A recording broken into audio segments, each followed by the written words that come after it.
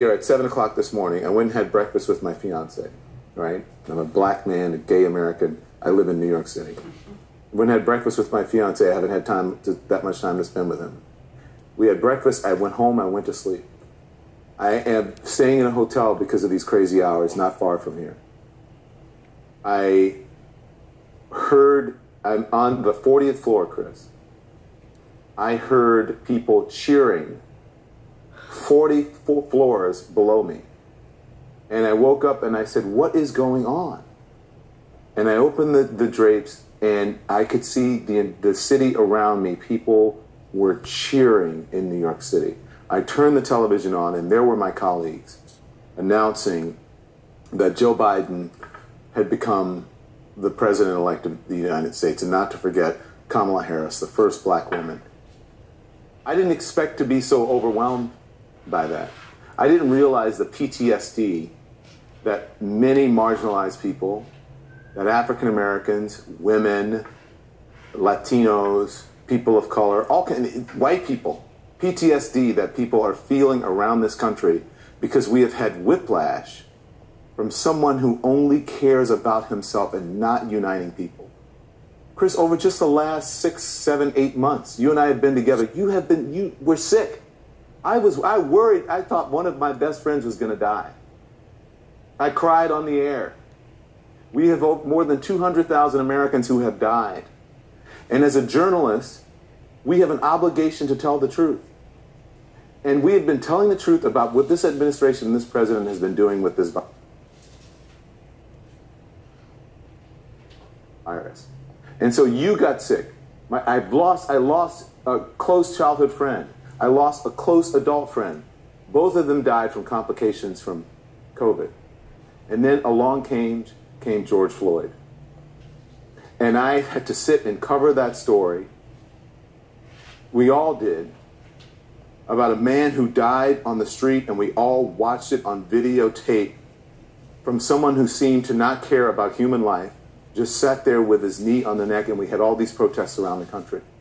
So immediately, my thoughts went back to these protests that happened this summer, and when I saw and heard what was happening today, all I could think of was how could we not have expected that if Joe Biden became the president-elect of the United States, that the streets would not erupt after what had happened in this country. And I'm just talking about the last 8 months. I'm not talking about all the stuff that we dealt with before, the fake news and people yelling at us on the street and people calling me nigger and fag and all kinds of things and your fake news and all of that. Never before that I've been in this business since 1991 have I ever had to deal with the crap that I've had to deal with over the last 4 years. It is disgusting.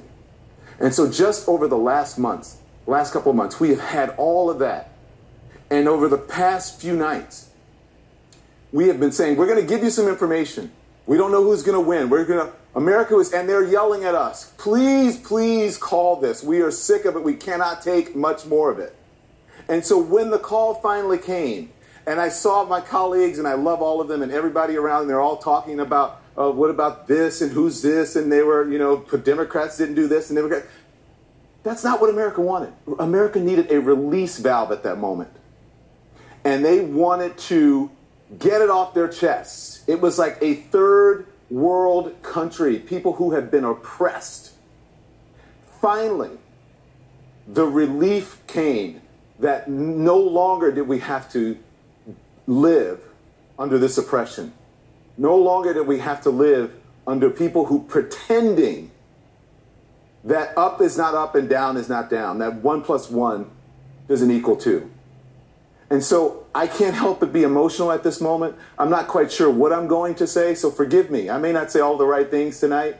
I am very emotional, and guess what? I am speaking for everyone, but I got to tell you, when I watched that black woman come out on stage tonight, and I saw all of those people of all ages and all different backgrounds, and the whole entire theme was everyone is welcome under this tent. We don't care who you are. We don't care if you voted for us or not. You're all part of this American experiment. I was so overwhelmed to hear that. I don't care what people think, if they think I'm biased or not, I don't care, because I'm not a Democrat. I'm not a Republican. I'm not a conservative. I'm not a liberal. I am an American. And we all deserve to be able to live in this country and have respect. And what this administration and what this president doesn't do, they do not respect people or anyone who doesn't believe what they believe. And so I'm very emotional.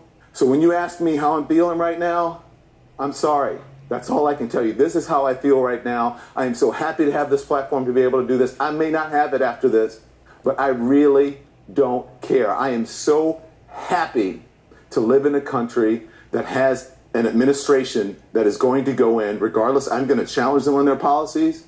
I'm going to hold them to account. But when you say we're all welcome and we're all equal in this country, amen, I'm in on that. And I'm glad I asked. Thank you for letting me say that. And I got your phone call in the middle of the day. And I love that you were out there with your daughter in the streets with people and showing her what true diversity is and what being a true American is. It's not just performative, putting up flags and putting big flags in your yard. And I heard someone say, oh, I don't understand how Joe Biden could win, because I didn't see a lot of flags and I didn't see a lot of people with big events. That is not what this country is about. It's not about performative patriotism. It's not about who can hang the biggest flag. It's about who has the biggest heart and who has class, who can turn the other cheek, who can forgive their neighbor. That's what being a real patriot is. It's not performative. It's what you hold in here. And I hope we can get back to that. That's it. I'm through for now. Yeah, I was going to say, we both know you're not through. And I'm happy I asked, and I'm happy you set the table with what's inside, because it's a big moment of feel, and that's good. Let me do one bit of business. Obviously, this is Joe Biden and Kamala Harris's moment. It was historic, especially with the inclusion of Kamala Harris coming out in that suffragette suit that she had on. She checks a lot of boxes of things that this country has been waiting on a long time to prove that it can live up to its own promise. But it's going to take a couple of moves from now for any real change to have a chance. And transition can be tricky. Right on the phone now, I have Caitlin Collins. The White House and who is in it matters right now. We don't know what the president is going to do. We don't know how he's going to do it. And it will matter in terms of how this country gets a true chance to move together. So, Caitlin, you're on the phone right now. What can you tell us in terms of the latest head check from inside there? Well, I think the most obvious thing that people thought about tonight in the background of that speech that you heard from Joe Biden was the fact that the president has not yet conceded the presidency to Joe Biden, despite him being declared the winner.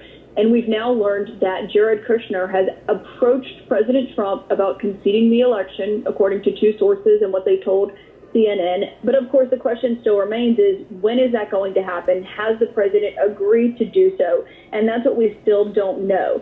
So far, he has resisted it. He's not only resisted not conceding it, he tweeted today falsely that he had won the election. So, of course, we know that is not the case. And so that is really kind of the big question that is hanging over everyone inside the White House, is how the president approaches this, because obviously he is going to leave the White House. He will have to leave in about 10 weeks or so when Joe Biden is inaugurated. But the question is, how does the president leave? And does he actually concede publicly? Does he invite Joe Biden to the White House like typically you would see a president do when someone else wins, as Barack Obama did with Donald Trump? And that's something that, Chris, we still don't know the answer to. But we do know Jared Kushner has approached the president about conceding the election.